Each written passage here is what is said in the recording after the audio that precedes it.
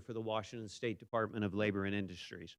We're here today to discuss the results of the Labor and Industries investigation into the crane collapse on April 27th. We have 3 speakers, and then we'll take questions. We have an information packet we'll be handing out later. It includes a news release, a hazard alert that L&I issued on cranes, copies of the information related to the actions we're taking involving our investigation, and the names and titles of our speakers today. Our speakers are L&I Director Joel Sachs, L&I Crane Program Manager Brian Haight, L&I Assistant Director Ann Soiza. Ann is the Assistant Director for the Division of Occupational Safety and Health. So we're going to start with Joel Sachs. I want to thank you all for coming today. My name is Joel Sachs, and I'm the Director of the Washington State Department of Labor and Industries. We're here today to share the results of our investigation into the April 27th collapse of a tower crane in downtown Seattle. Before we get into the details, I want to express my heartfelt sympathy to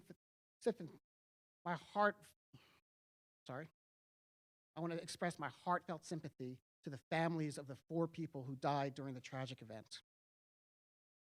We've been in direct contact with the family members, and we briefed them yesterday and this morning on our findings.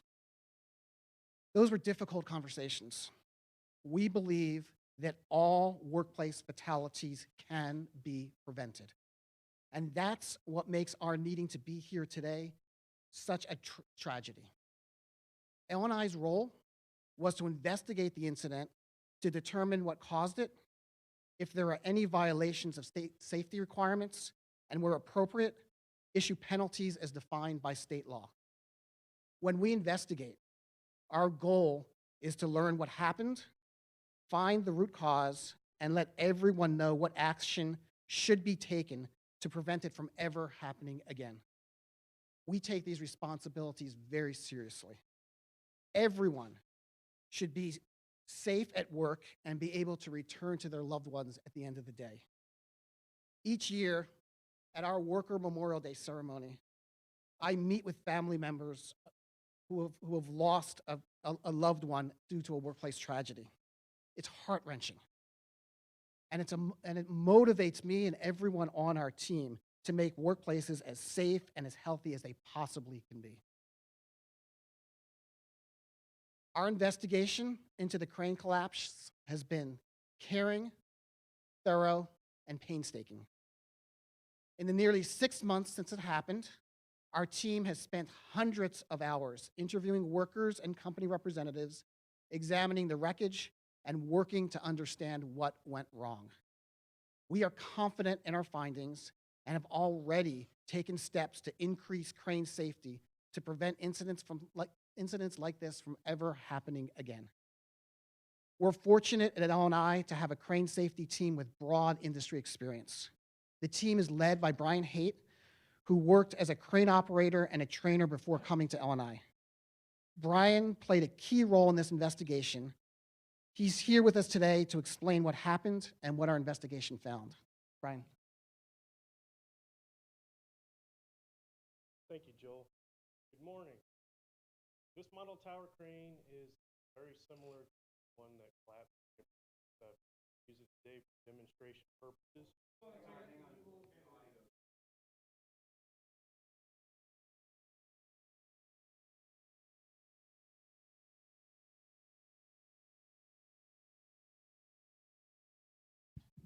Is that better?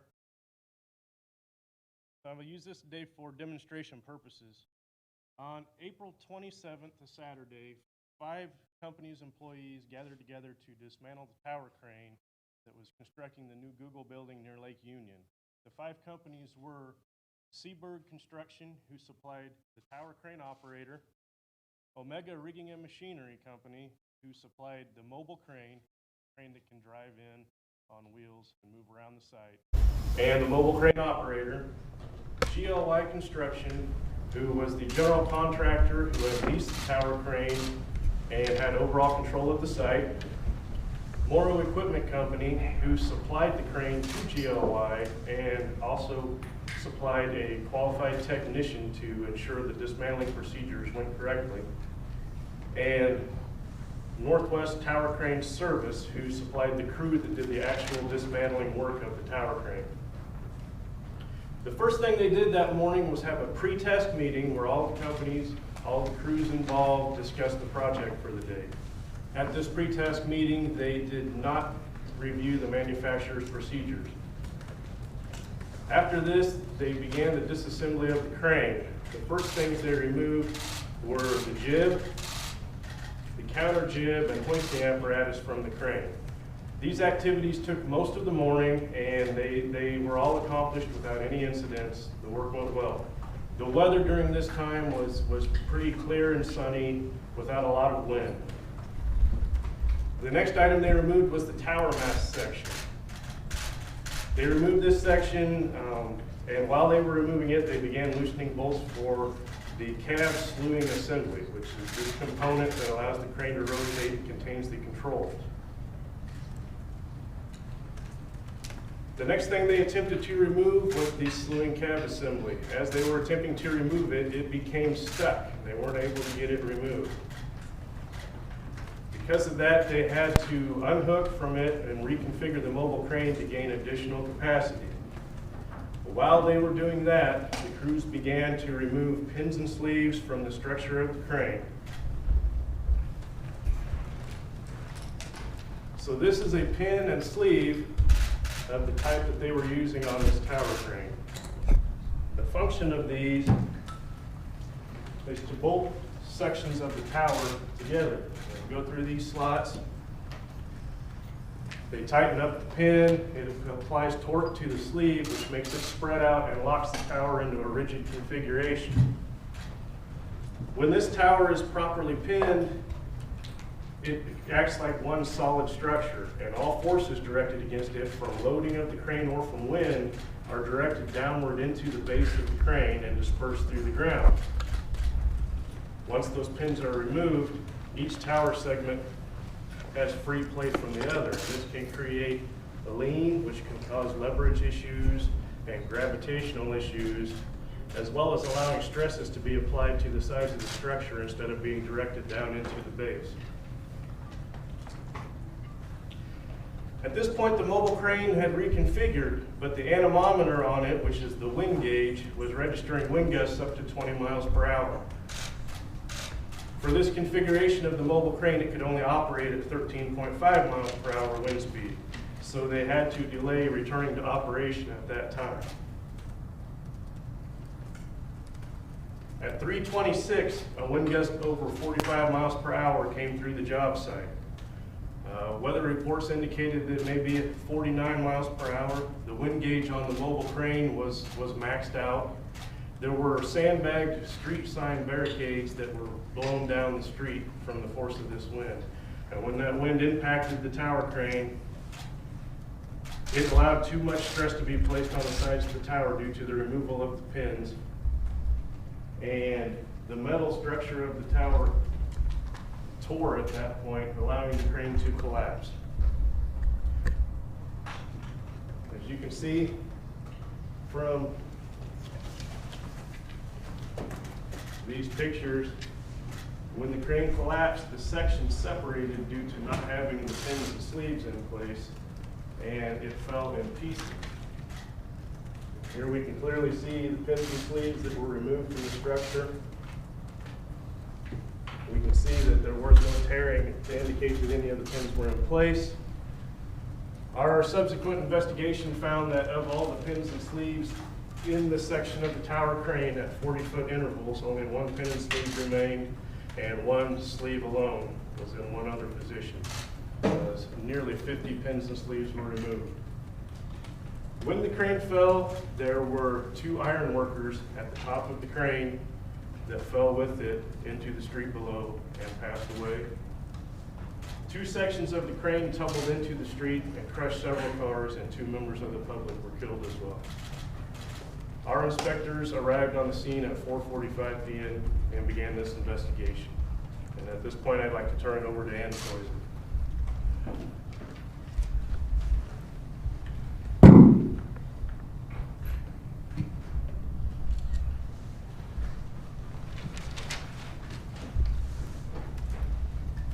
Good morning.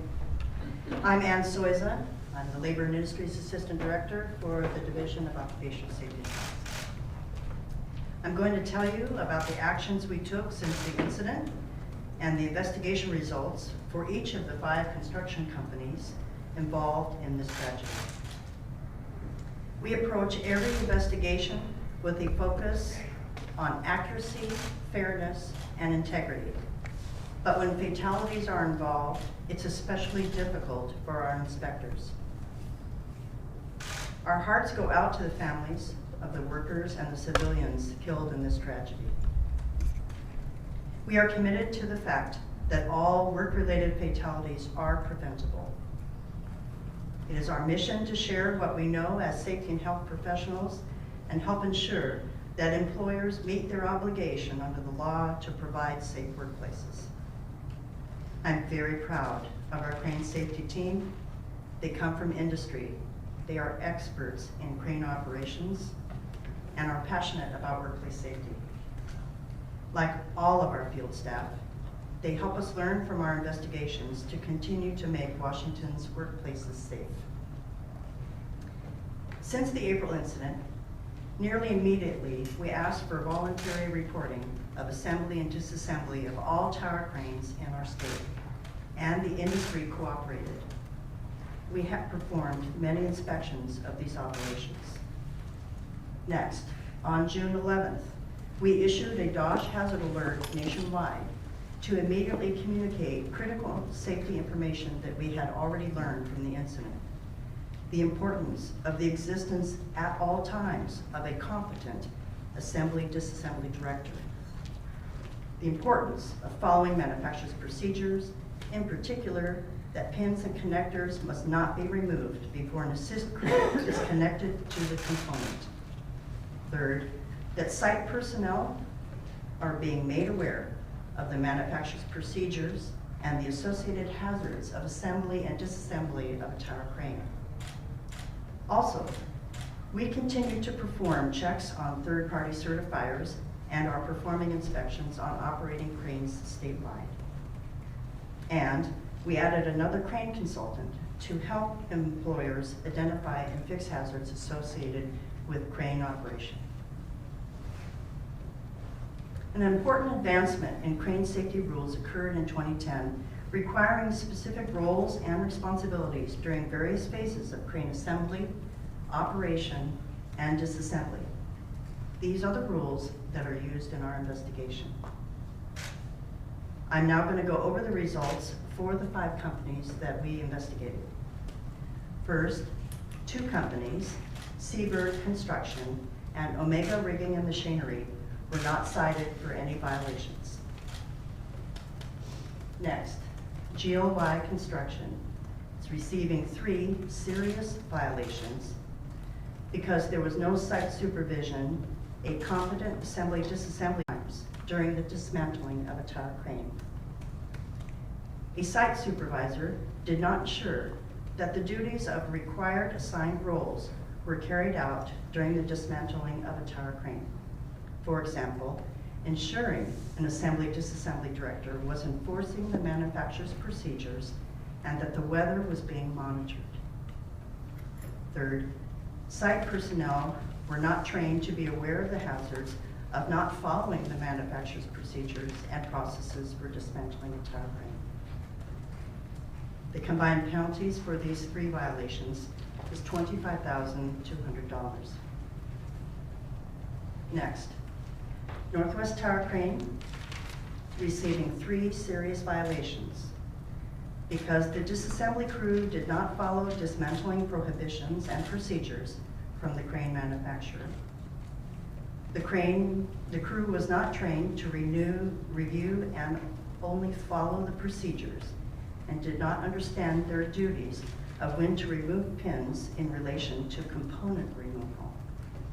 And third, the crew was not positioned to ensure their safety. The combined penalties for these 3 serious violations is $12,000.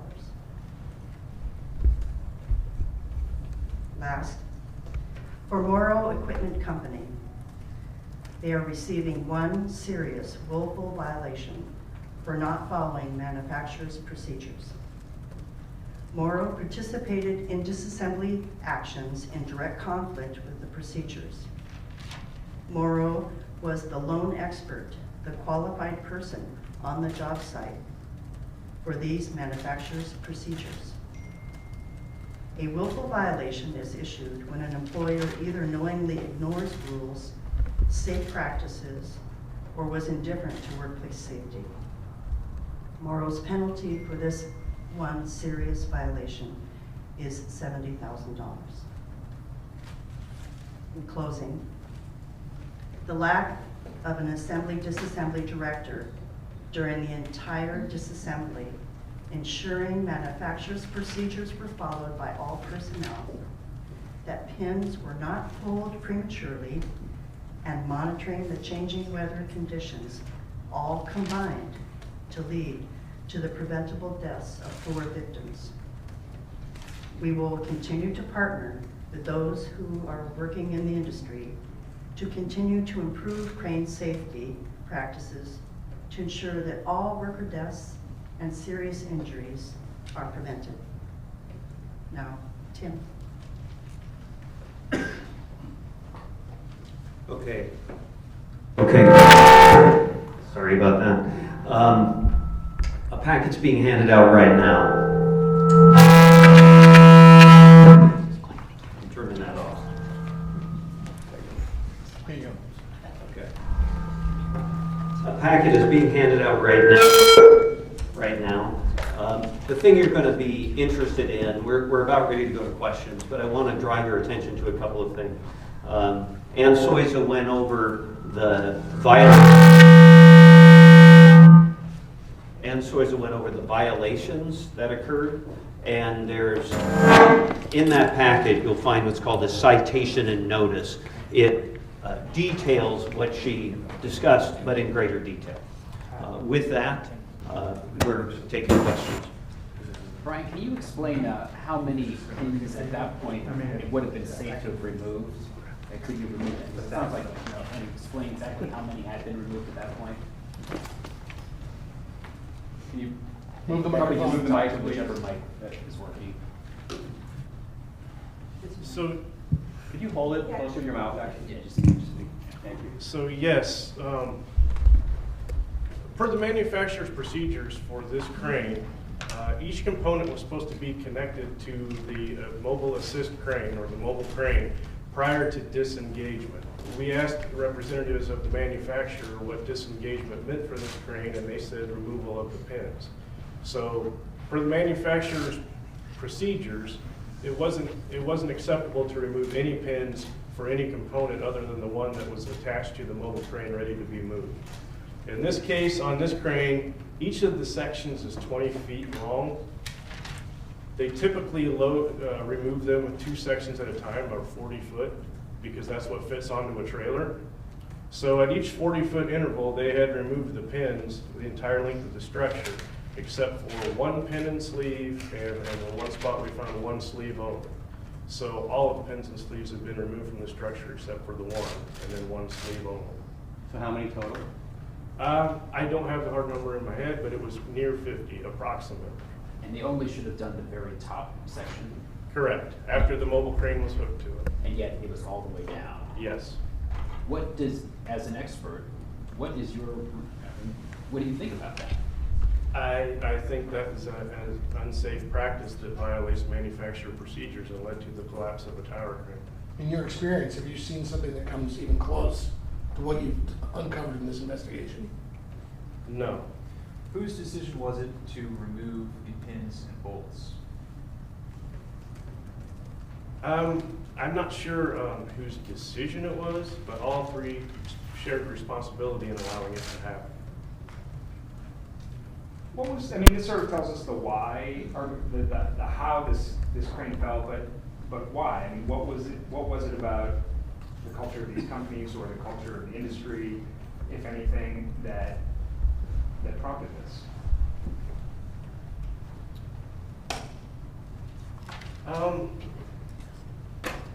I don't know that we have an answer to the why of the culture. As far as Why in this particular instance? Over the course of our investigation, it became apparent that this may not have been an isolated incident in the industry, and that this may have been happening in other places as well. And at that point, we issued a hazard alert that clearly described the roles of having an assembly-disassembly director in charge who had read and understood manufacturers' procedures and made sure that the crews were following those procedures. In our hazard alert, we also communicated that pins and sleeves should not be pulled prematurely until they are attached to the mobile assist crane. That hazard alert has gone out outside of just this state. It's gone out to multiple states and countries as well. I've interacted with some of them in their efforts to make sure that this issue is corrected anywhere that it is happening. Why would it be happening in other locations? Right there. Is this a speed thing, or there's this culture that has been created? The likely supposition is that it helps them to get the work done faster. How is it that you learned that this was more prevalent than you had learned before? What exactly gave you that information? The course of our interviews during the inspection and contacts with other people among the industry. And they told you this was standard practice? They said this is not necessarily standard practice, but that this has been happening in more than just this one instance. How many more did they? Nobody gave me a hard number that this many, just that it had been happening. So in terms of the things that took the crane down, there was the fact that there was no connective strength because all the pins and bolts had been removed, and there was a gust of wind that sent it coming down. But for that gust of wind, who knows what would have happened? Do you have any concerns that this may be happening beyond this one case, and it just so happened that the wind in this case is what made the difference between any day in Seattle and this catastrophe? I think we did have that concern and do have that concern, and that's why as soon as we became aware, we issued the hazard alert to do our best to get the word throughout the industry as much as possible that this was not an allowable practice. How can you ensure that the pins and bolts are not removed prematurely? What's the mechanism that you have to make sure that that doesn't happen? So the first thing we did was issue the hazard alert. The second thing we did was to ask companies in the state who are assembling or disassembling a tower crane to let us know when they are doing that. By and large, the industry's cooperated with us on that, and they're letting us know when assemblies or disassemblies are occurring. And for the majority of those, we are sending one of our crane inspectors out to do an audit of what they are doing in the disassembly process, to make sure they have an assembly-disassembly director, to make sure that they have reviewed and are familiar with the manufacturer's procedures and are following them. These inspectors are there before they start the disassembly or as they're doing it? Could they prevent anything? Could they prevent a collapse about to happen? They are generally trying to get there first thing in the morning during the time when they're having their pre-task meetings, making sure that everything is covered. That being said, they are there for the period of time that they are there to audit how things are going. It is our goal to prevent this from happening, but we can't watch every second of every day of the work that people are doing. Are they communicating to the city about potentially closing streets?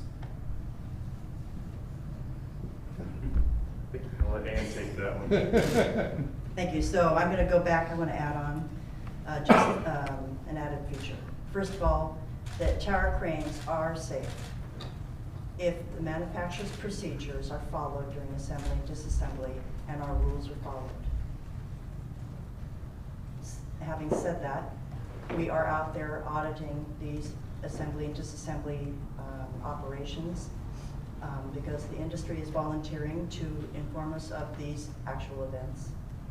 It is important to understand and be reminded that the employers, the contractors, are the ones responsible for workplace safety and health. We cannot be everywhere. It's not our obligation to be everywhere. We are auditors.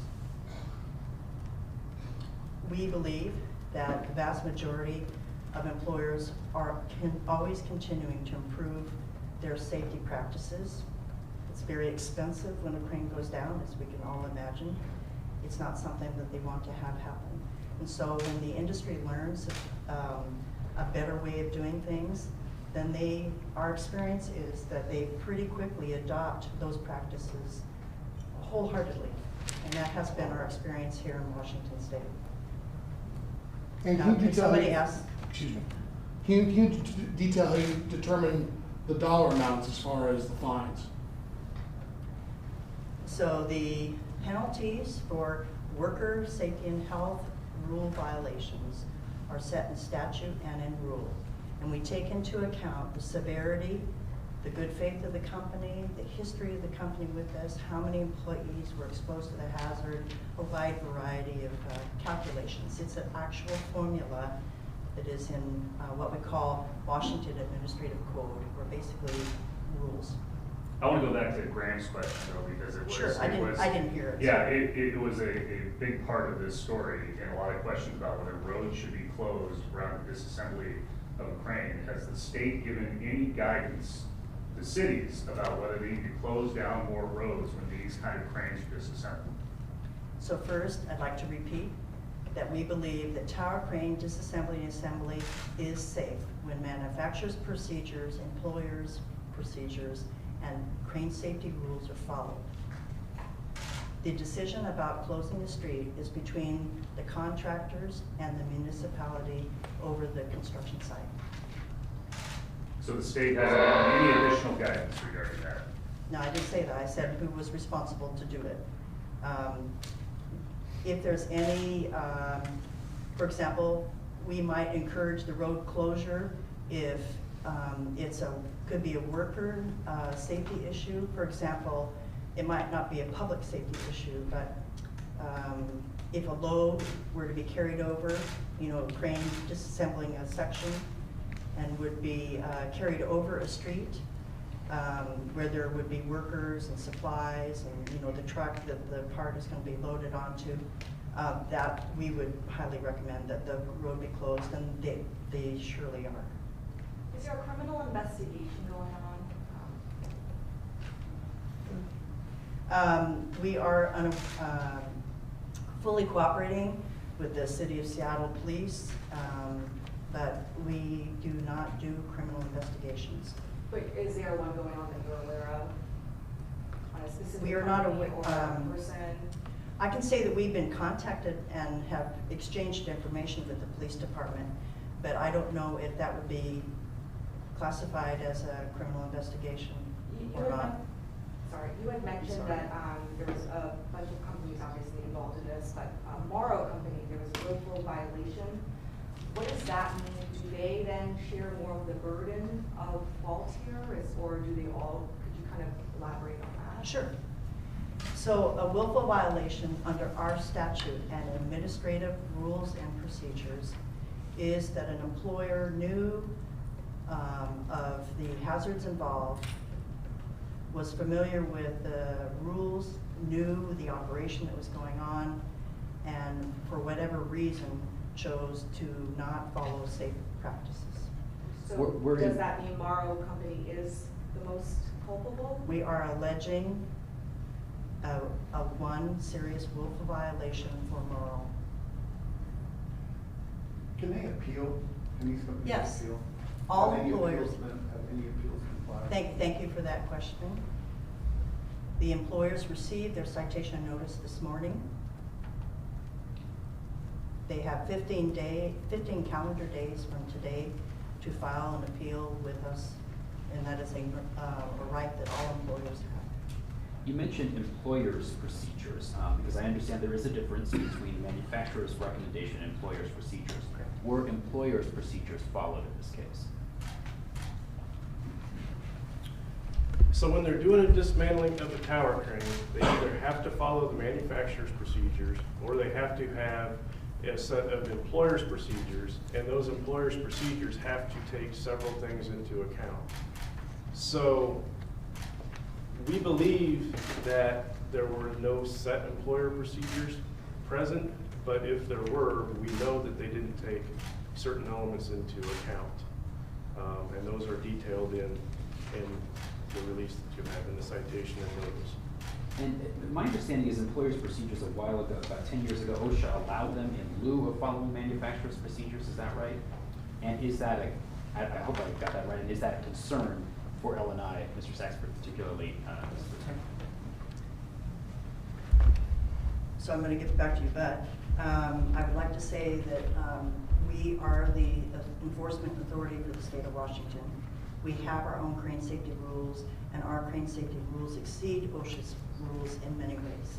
So then were your crane safety rule, do they allow employer procedures then?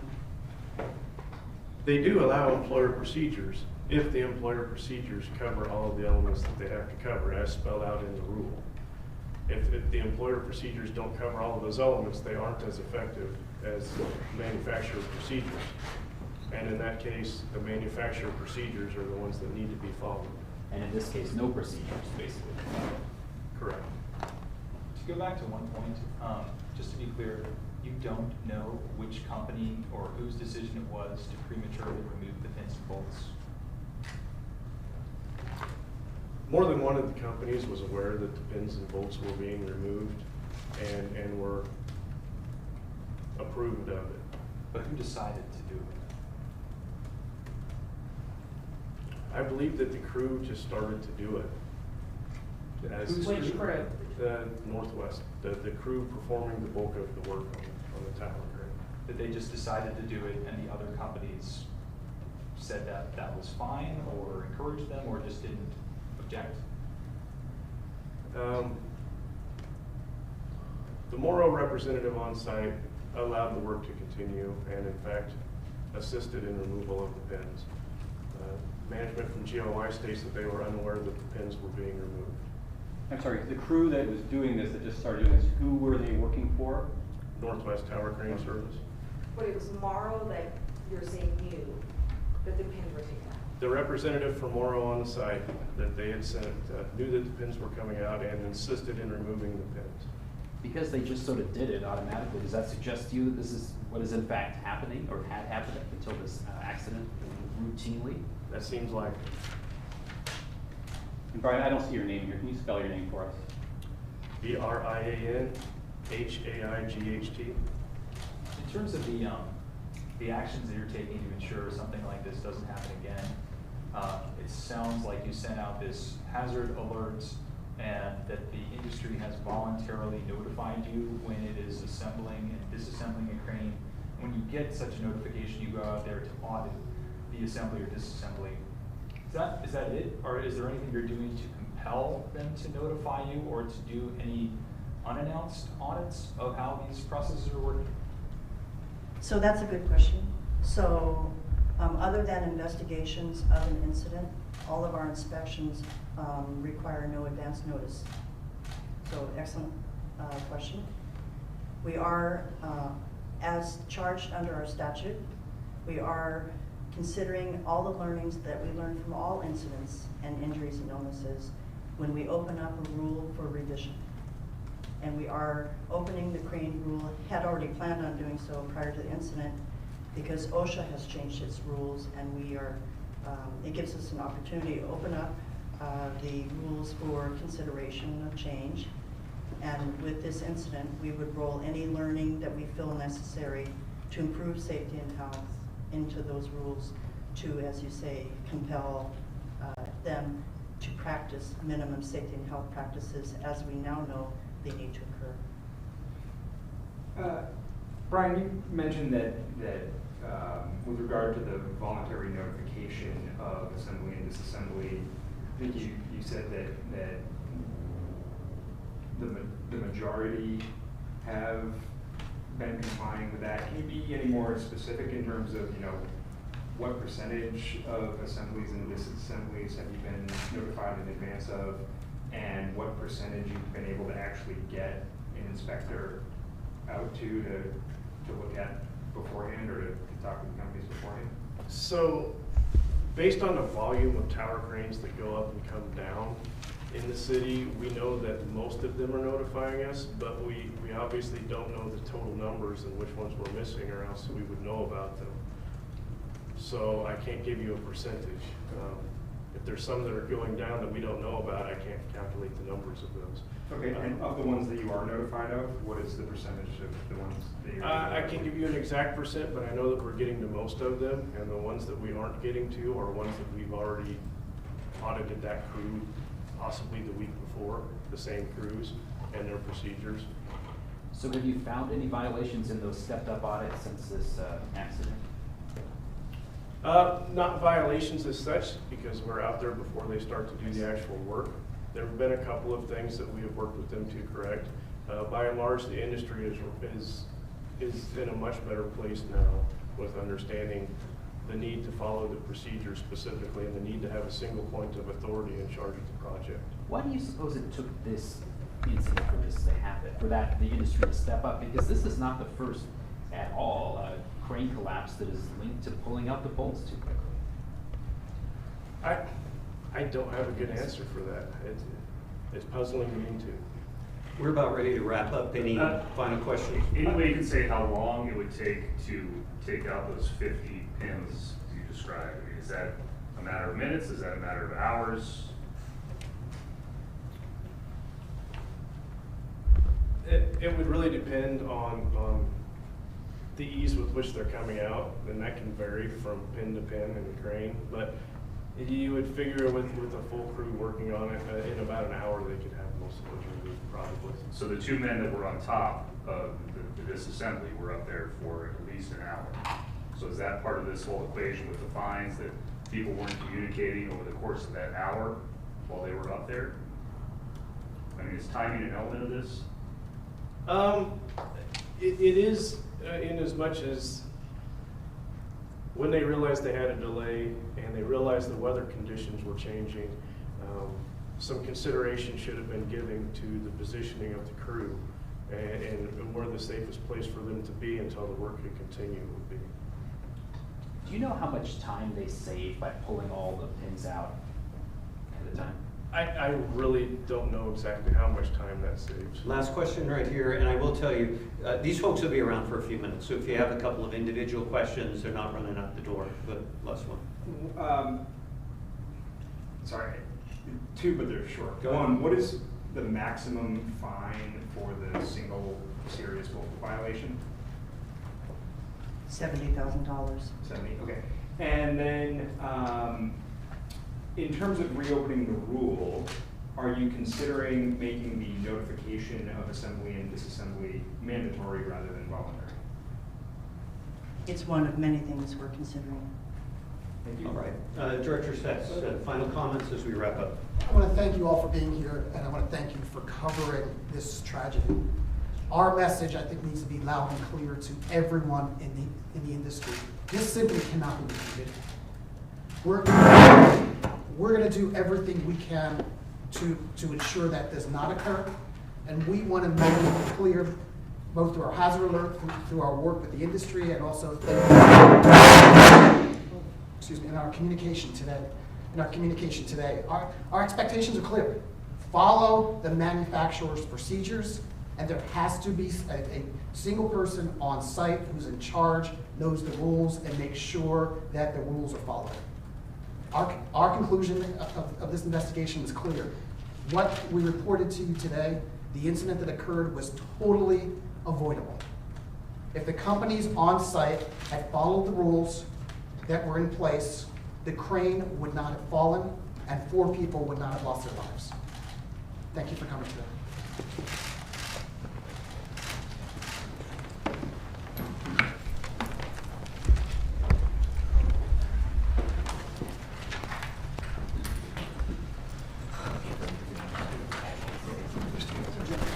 I have